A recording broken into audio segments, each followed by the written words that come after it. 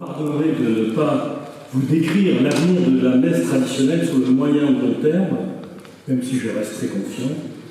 Je me concentrerai sur l'avenir de la messe traditionnelle à très court terme, pendant les mois que nous allons vivre prochainement, avec ou sans le pape François, d'ailleurs, peu importe.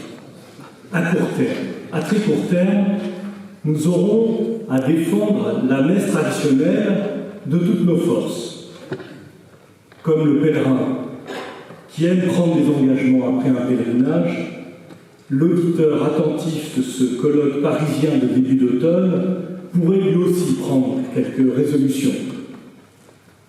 Je m'adresserai bien sûr essentiellement aux laïcs et je vous proposerai 3 engagements qui permettront à nos enfants, petits-enfants, de pouvoir se sanctifier demain grâce à la messe traditionnelle. Le militantisme, la formation et l'esprit d'unité. Rien ne sera en effet possible si nous, catholiques traditionnels, utilisons ces mots, ne redevenons pas des militants, c'est-à-dire des catholiques engagés dans l'action.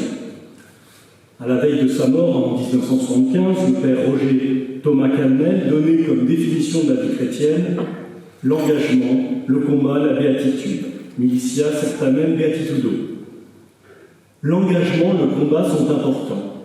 Ce sont des termes forts, guerriers, et pourtant bien adaptés à la situation. Nous l'avions peut-être oublié ces dernières années, osons-nous. Le pape François nous rappelle ces derniers temps ce qu'étaient les années 70 où le Concile, qui ne voulait condamner personne, a fait tomber toutes les condamnations sur les traditionnalistes. Il se rejoue exactement la même chose aujourd'hui, on l'a dit dans toutes les interventions. La messe tridentine doit donc être défendue puisqu'elle est attaquée, et cette tâche nous incombe, et aux laïcs. Alors je vous propose, rassurez-vous, aucune action violente, derrière le mot de militantisme, d'engagement. Mais nous allons devoir pétitionner, argumenter, défiler, manifester, pèleriner, discuter, négocier, insister, organiser tout un tas d'événements. Et puis aussi, c'est important de savoir remercier quand il le faut. Ça fait partie du militantisme. Notre détermination sauvera nos apostolats, protégera les prêtres ainsi que les communautés traditionnelles. Et nous gagnerons cette nouvelle guerre liturgique, rallumée inutilement, comme nous l'avons gagné hier, d'abord grâce à Dieu, mais aussi grâce à notre énergie militante, notre nombre et notre jeunesse. Ce militantisme ne suffira cependant pas si nous ne savons pas défendre intellectuellement notre attachement à la messe tridentine. Ce colloque a eu lieu pour vous donner les arguments intellectuels nécessaires. J'espère qu'il y aura chaque année un colloque de ce type. Trop souvent, nous avons laissé dire des propos lénifiants et faux du genre « notre préférence liturgique est affaire de sensibilité, d'esthétisme, de conservatisme ». Nous l'avons entendu aujourd'hui, des arguments de foi nous font préférer la messe tridentine. L'Église fait face aujourd'hui à un effondrement de la connaissance des vérités de la foi, et osons le dire là aussi, nous vivons une crise de la transmission sans précédent. Elle est liée à la crise catéchétique, sans oublier la crise magistérielle, en dépit des redressements des années Jean-Paul II, des pontificats de Jean-Paul II et Benoît XVI. Pour cette raison, nous parlons couramment dans le monde traditionnel, et nous sommes très critiqués pour cela, de crise dans l'Église. Il nous est reproché de relier cette crise aux expériences liturgiques du Nouvel Ordo ou à cette crise catéchétique. Quelques exemples tirés de l'enquête du Monde de 2020. 63% des pratiquants réguliers, c'est-à-dire des vrais pratiquants toutes les semaines, ne savent pas ce qu'est la Pentecôte. 74% des pratiquants réguliers ne savent pas ce qu'est la Toussaint. 62% ne savent pas ce qu'est le péché. On pourrait dire la même chose également sur la présence réelle. Donc décrire le réel est indispensable si nous voulons comprendre les erreurs commises. Souvent, vous l'entendez autour de vous, on veut nous faire croire que cette crise serait uniquement sociétale. Sociétale, c'est-à-dire liée à mai 68 et indépendante des expériences conciliaires. Ce n'est pas notre position. Nous considérons que la réforme liturgique, les expériences catéchétiques, les flous magistériels et pastoraux sont les explications essentielles de la situation que nous vivons aujourd'hui. J'espère, chers amis, que ce colloque vous aura donné le courage, la curiosité d'approfondir ces sujets avec, comme but, la transmission, avec l'art et la manière, pour toucher les cœurs et les intelligences. Enfin, vous parlez d'esprit d'unité.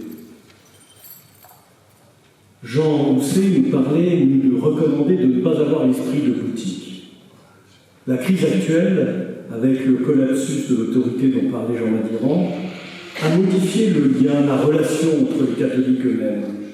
Et le petit monde traditionnel est touché comme les autres. Ne pas avoir l'esprit boutique vaut également en dehors du monde traditionnel. Je me ferai peut-être mieux comprendre en prenant l'exemple du pèlerinage de Chartres. De nombreux prêtres diocésains, célébrant habituellement la messe de Paul VI, viennent à ce pèlerinage pour célébrer la messe tridentine. Ils ne veulent pas célébrer la messe Paul VI, ils veulent célébrer la messe tridentine. Je les entends souvent me dire combien la célébration de la messe traditionnelle a modifié leur manière de célébrer la messe de Paul VI. Ne pas avoir l'esprit boutique, c'est comprendre que ces prêtres sont nos alliés, courageux et amicaux. Ils représentent une part importante de ce qui reste d'ailleurs des vocations diocésaines en France. Les observants, c'est-à-dire les catholiques fervents, au sens de Yann Raison du Clesiou, dans son livre Une contre-révolution catholique, sont nettement majoritaires parmi les 1,8% de pratiquants réguliers restant en France. Ce clergé, ces laïcs, disons conservateurs, ne comprennent rien à l'acharnement du pape François contre la messe traditionnelle. La défense de la messe traditionnelle, son avenir, passera nécessairement par la mobilisation de tous les derniers catholiques fervents, sans esprit boutique. Ayons enfin bien conscience que nous sommes désormais à la 3e génération de déchristianisés en France. Les petits-enfants des familles catholiques du milieu des années 60 sont devenus des nonces, c'est-à-dire des personnes se déclarant sans religion. 64% des 16-29 ans se disent sans religion. Nous savons de foi que l'Église ne disparaîtra pas, que notre Seigneur ne nous abandonne pas. Un redressement arrivera de manière certaine. Si nous sommes inquiets, nous sommes confiants, nous restons confiants. Nous savons que l'Église nous sauvera. Nous ne s'ouvrons pas l'Église, même si nous voulons la défendre, bien sûr. Et nous savons bien aussi que seul le magistère pourra corriger le magistère défaillant. À vue humaine, tout du moins. L'Église devra s'appuyer sur ses dernières forces, ses derniers pratiquants, son histoire, ses racines, sa grande tradition. Unir les catholiques fervents, ni tièdes, ni timorés ou résignés, veut dire bien évidemment pleinement intégrer la frange traditionnelle, qui doit avoir toute sa place dans l'Église, comme le promettait Benoît XVI. C'est tout le sens de notre défense de la messe tridentine, un combat pour l'honneur de Dieu et pour l'Église. Je vous remercie pour votre patience, d'avoir écouté ces toutes dernières recommandations. Je vous remercie pour votre attention.